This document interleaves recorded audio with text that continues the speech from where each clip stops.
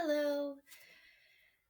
Today, I'm gonna continue to show you a little bit of tips and tricks to help you with writing your body paragraphs. So this is lesson 8 video about switching from source to source, or how I conveniently or like catchily wanted to call it citing while writing.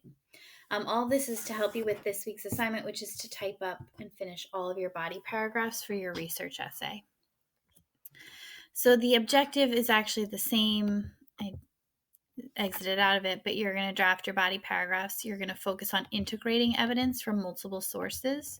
And that's what this video is really going to try and help you do, is kind of to seamlessly go back and forth between 2 or 3 sources while you're writing your body paragraph.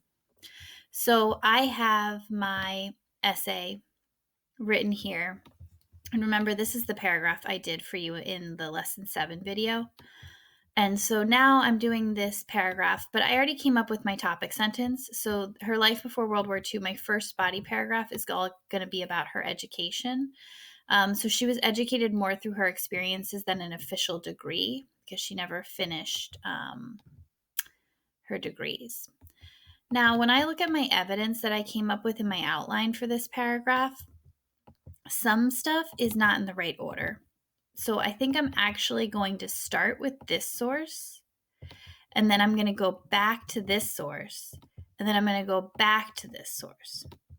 I didn't include my in-text citation because I did the color coding, so I'm just going to put that in there.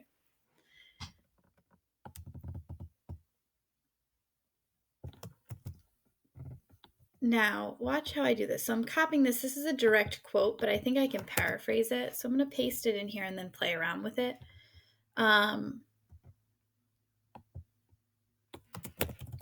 Following high school, Hall attended both Barnard and Radcliffe colleges. However, she did not she did not graduate from either institution because she, and here's where I'm going to start the quote. Now I'm just going to delete up until the quote I want to use. Quit after refusing to take classes required for graduation. Greatly. So this is also showing my topic sentence. I'm just changing my font. So I got an MLA, that she was educated more through her experiences than an official degree. Okay. Now I want to go back to this part about her. So after quitting college, she continued her studies in Paris and Vienna.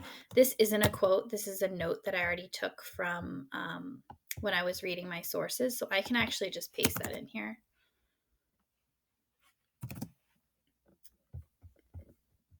And I'm going to just attribute it to the same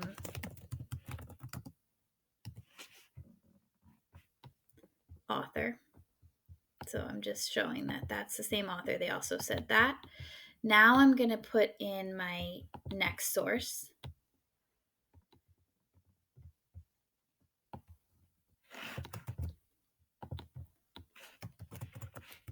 According to, and now I really need the person's first name. So I actually need to open up my notes, because it's going to sound more official if I, rather than just say their last name, I want to use their first name. And so this was my red source. Here it is. The author's first name was Greg Meyer. Okay. So here I'm going to say, according to Greg Meyer, and then let me finish this off.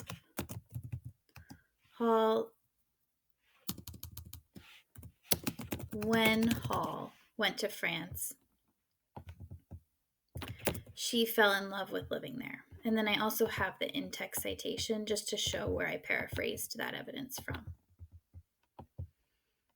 And just to be consistent, I'm going to go back through and change my font so I don't forget to do it later. Okay, so now I've used the first 3 quotes and facts from my outline. So when she was in Paris and Vienna, she studied economics, international law. She learned to speak these languages. So I have to put all this in. And this is all coming from this teal source, which is Grayly. So let's see how I can do this. In Vienna, while living in Paris and Vienna, Hall studied, and I'm going to put in all the things that she studied. Oops, wrong document. She studied economics and international law. Economics and international law, while also learning to speak French, German, and Italian fluently.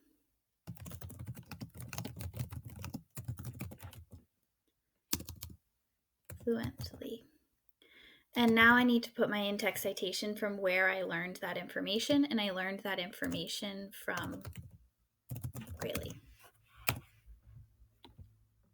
And notice, like, even when I do this, it's sort of like when you have a quote, you always put the punctuation at the end. Okay.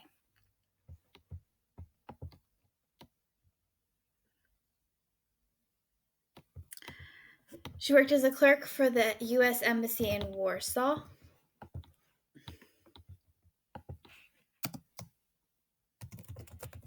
After completing these studies, Hall went on to work as a clerk for the U.S. Embassy in Warsaw. And a clerk for the U.S. Embassy in Warsaw. I'm going to double check where Warsaw is. It's the capital of Poland. So I'm just going to include that to be specific.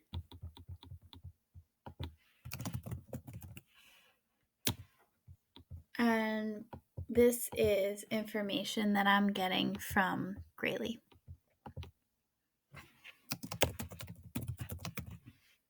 Okay.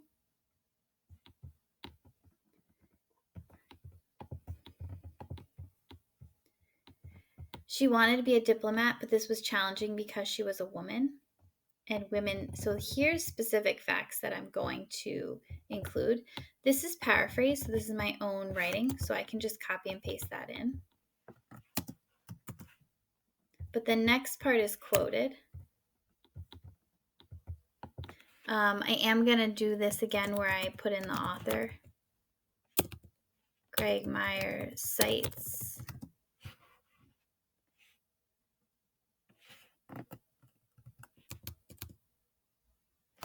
Hall wanted. And then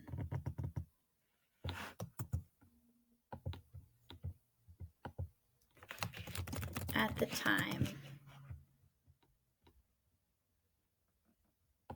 Then I'm just going to include this quote. And I have my citation for the quote. And I'm all set. And then I'm just going to change my font back.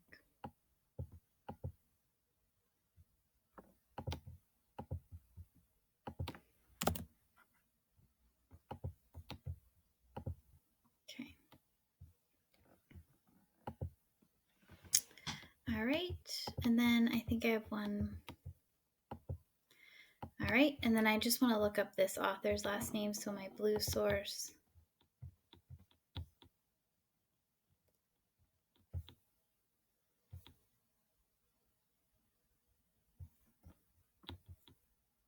Pretty sure her name is Kate, but we'll just double check. Oh, past it. Yeah, Kate Lineberry. So now I'm going to go back here. Kate Lineberry also notes that Hall wanted to, and let's see, to become a U.S. Foreign Service officer, but was denied.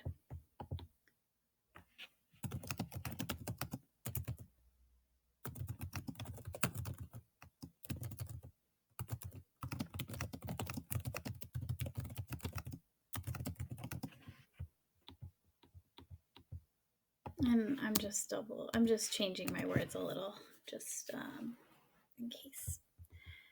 And then I should put in my citation. And then the last thing I need to do, which is done in the other video, is just wrap this sentence up. Even though Hall could not always do what she wanted, she did find a way to make her life satisfying to herself. No, I want something about her education. And she did find ways to enhance her education. Okay. And I don't need this comma. Done. So as you notice, when I go through this paragraph, here you're going to see that I have one source. This would be my teal source, my second source by Grayley. Then I pull in my source from Meyer. Then I pull in my source back from Grayley. And I'm just noting after each paraphrase or quote in the parenthesis who it is that said it. After completing these, Grayley, I use the author's first and last name to help me transition from fact to fact, like I did here and like I did here.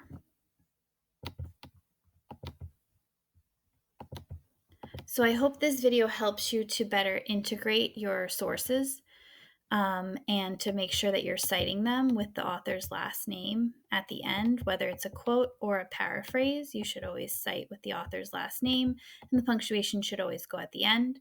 If you want me to check any of your work or you need help with any of your work, please reach out. And remember, if I'm going to, in this section, just add another paragraph, I would just add it before the next section.